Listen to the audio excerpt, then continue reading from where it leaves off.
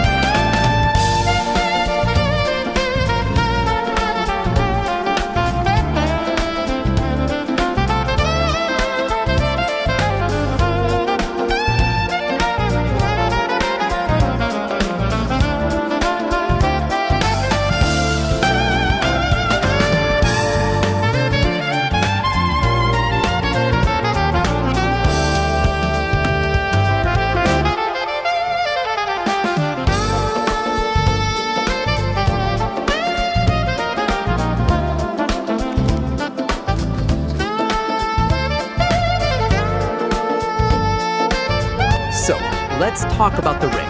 This isn't your average pool toy. This is a Dragon Force 65. The hull. Notice how narrow it is? It's designed to slice through the water with minimal drag. The keel. This heavy weight at the bottom, that's the ballast. It keeps the boat from flipping over when the wind hits the sails. It's a constant battle between the wind trying to push you over and gravity trying to keep you upright. The controls. People always ask, how do you steer it? It's actually simpler than you think, but harder to master. I only had 2 channels, one for the rudder, steering, and one for the winch. The winch is the secret sauce. It doesn't make the boat go, it pulls the sails in or lets them out. Think of it like the gas pedal, but instead of generating power, you're just tuning into the power that's already there.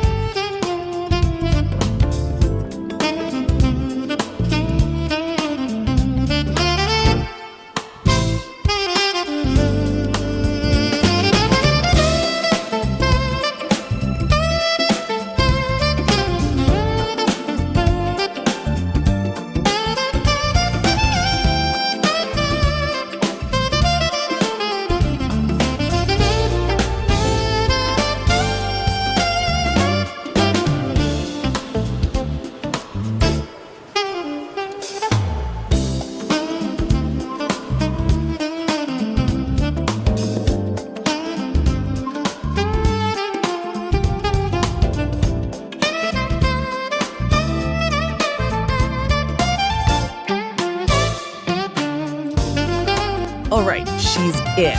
Now, here's the thing about RC sailing. You can't just point and shoot. You have to understand the no-go zone. You can't sail directly into the wind. If you try, the sails just flutter and you're in irons, stuck. Look at the ripples on the water over there. See that darker patch? That's a puff, a localized gust of wind. My goal is to position the boat to intercept that puff. Oh, there we go. Feel that? Well, I feel it through the transmitter. The boat leaves, the hull lifts, and suddenly we're off. This is called reaching. It's the fastest point of sail, and honestly, the most satisfying feeling in the RC hobby.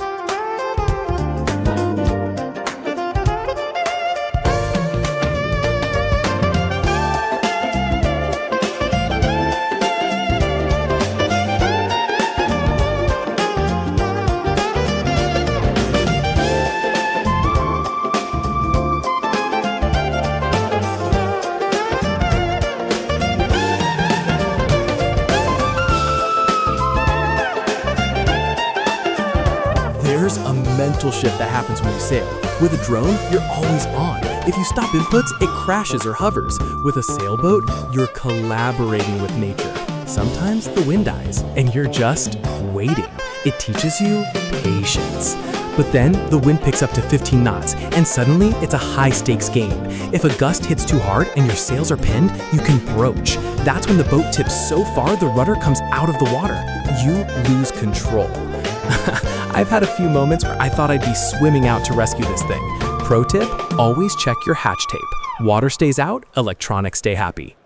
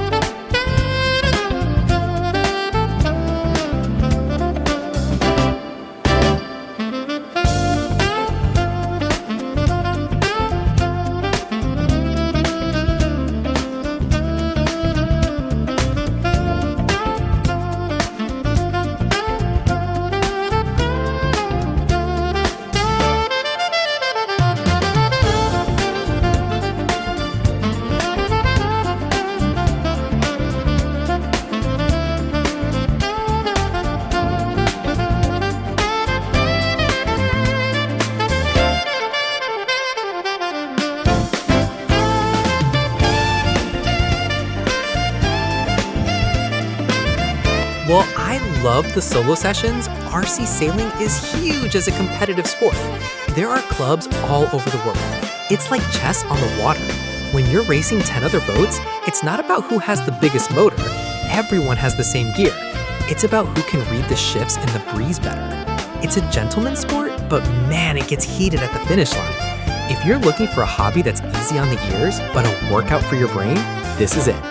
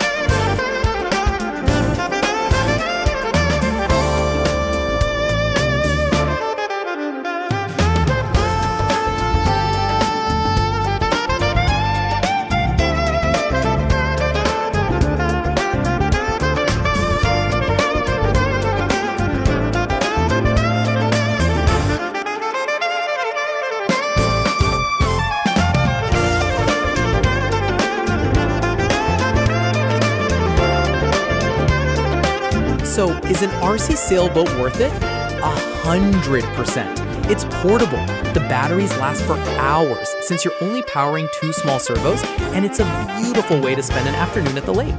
It's not about the speed, it's about the connection to the elements.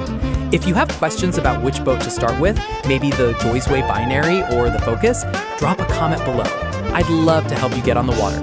Don't forget to like, subscribe, and as always, fair winds and following seas. See you in the next one.